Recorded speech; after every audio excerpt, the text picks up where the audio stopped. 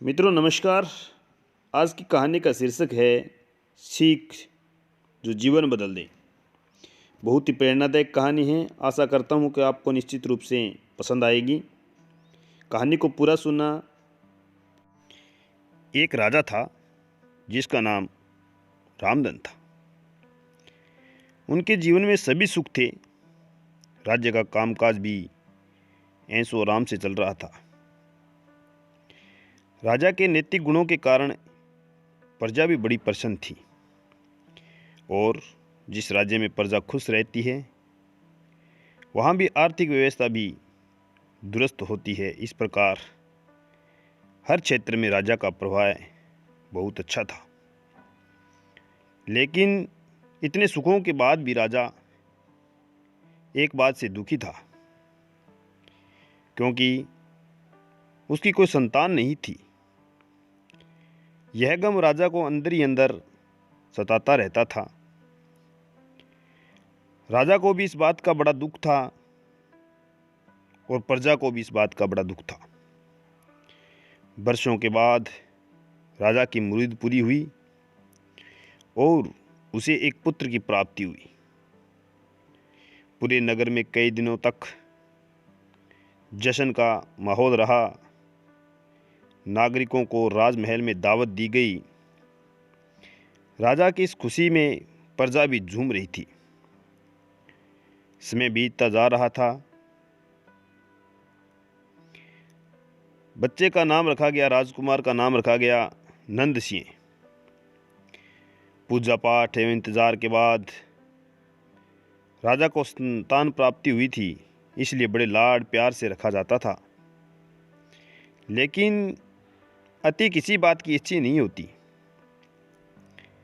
अधिक लाड प्यार ने नंद सिंह को बहुत बिगाड़ दिया था। बचपन में तो नंदन की बातें सभी को लुभाती थी, पर बड़े होते होते ही यह बात बदतमीजी लगने लगी। नंदन बहुत ज़्यादा जिद्दी हो गया था। उनके मन में अहंकार भी आ गया। वो चाहता था कि प्रजा सदैव उसकी जय जयकार करें, उसकी प्रशंसा करें। उसकी बातें ना सुनने पर वो कोहलाल मचा देता था। बेचारे सैनिकों को तो वो पैरों की जूती नहीं समझता था।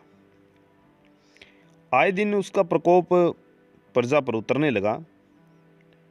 वो खुद को भगवान के समान पूजता देखना चाहता था। आयु तो बहुत कम थी, लेकिन उसका जो घमंड था, उसका जो अहम था, वो बहुत बढ़ चुका था। नंदन के इसी व्यवहार से सभी बहुत दुखी थी। प्रजा आए दिन नंदन की शिकायत राजा से करते, जिसके कारण राजा का सिर लज्जा से झुक जाता था। यह एक बहुत गंभीर विषय बन चुका था। एक दिन राजा ने सभी खास दरबारियों में मंत्रियों की सभा बुलाई और उसने अपने दिल की बात कही कि वे राजकुमार के इस व्यवहार से अत्यंत दुखी हैं। राजकुमार इस राज्य का भविष्य है। अगर इनका व्यवहार यही रहा तो राज्य की खुशहाली चंद दिनों में ही जाती रहेगी। दरबारी राजा को सांत्वना देते हैं और कहते हैं कि आप हिम्मत रखें, वरना प्रजा निस्सहाय हो जाएगी।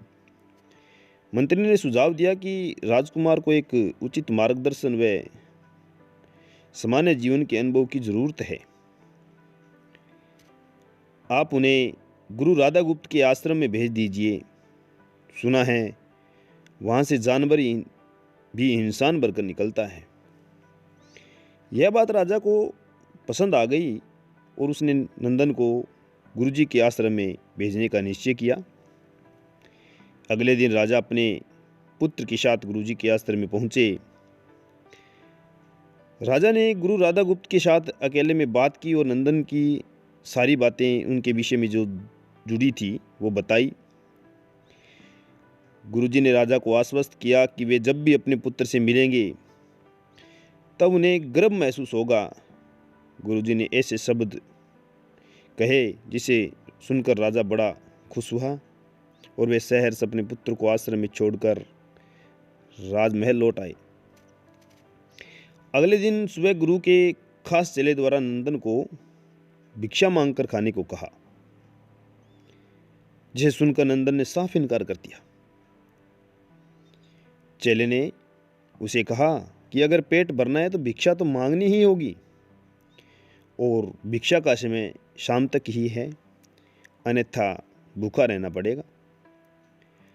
नंदन ने अपनी अकड़ के चलते उनकी बात नहीं मानी और शाम होते होते उसे भूख लगने लगी, लेकिन उसे खाने को नहीं मिला। दूसरे दिन उसे भिक्षा मांगना शुरू कर दिया।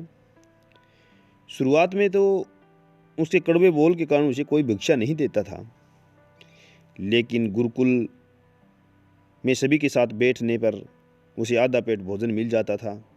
धीरे धीरे उसे मीठे बोल का महत्व समझाने लगा और करीब 1 महीने बाद नंदन को भरपेट भोजन मिला, जिसके बाद उसके व्यवहार में बहुत परिवर्तन आया। इसी तरह गुरुकुल के सभी नियमों में राजकुमार में बहुत परिवर्तन किए, जिसे राधा गुप्त जी भी समझ रहे थे कि एक दिन राधा गुप्त जी ने नंदन को अपने साथ सुबह सवेरे सैर पर चलने को कहा। दोनों सैर पर निकल गए। रास्ते भर बहुत बातें की। गुरुजी ने नंदन से कहा कि तुम बहुत बुद्धिमान हो और तुम्हें ऊर्जा भी बहुत है, जिसका तुम सही दिशा में उपयोग करोगे तो बहुत अच्छा होगा। दोनों चलते चलते एक सुंदर बाग में पहुंच गए, जहां बहुत सुंदर सुंदर फूल थे, जिसमें बाग महक रहा था।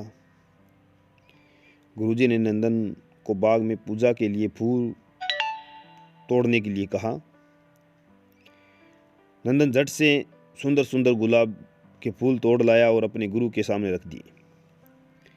अब गुरुजी ने उसे नीम के पत्ते तोड़कर लाने को कहा। नंदन वो भी ले आया। अब गुरुजी ने उसे गुलाब सूंघने को दिया और कहा, बताओ कैसा लगता है। नंदन ने गुलाब सूंघा और गुलाब की बहुत तारीफ की। फिर गुरुजी ने उसे नीम के पत्ते चखकर उसके बारे में कहने को कहा कि बताओ कैसा लग रहा है। जैसे ही नंदन ने नीम के पत्ते खाए, उसका मुंह कड़वा हो गया और उसने उसकी बहुत निंदा की और इधर उधर थूकने लगा और पानी की तलाश करने लगा। नंदन की यह दशा देख गुरुजी मुस्कुरा रहे थे। पानी पीने के बाद नंदन को राहत मिली। फिर उसने गुरुजी से हंसने का कारण पूछा। तब गुरुजी ने उससे कहा कि जब तुम गुलाब का फूल सूंघा तो तुम्हें उसकी खुशबू अच्छी लगी और तुमने उसकी तारीफ की, लेकिन जब तुमने नीम की पत्तियां खाई तो तुम्हें वो कड़वी लगी और तुमने उसे थूक दिया और उसकी निंदा भी की। गुरुजी ने नंदन को समझाया कि जिस प्रकार तुमने जो अच्छा लगता है तुम उसकी तारीफ करते हो, उसी प्रकार प्रजा भी जिसमें गुण होते हैं उसकी प्रशंसा करती है।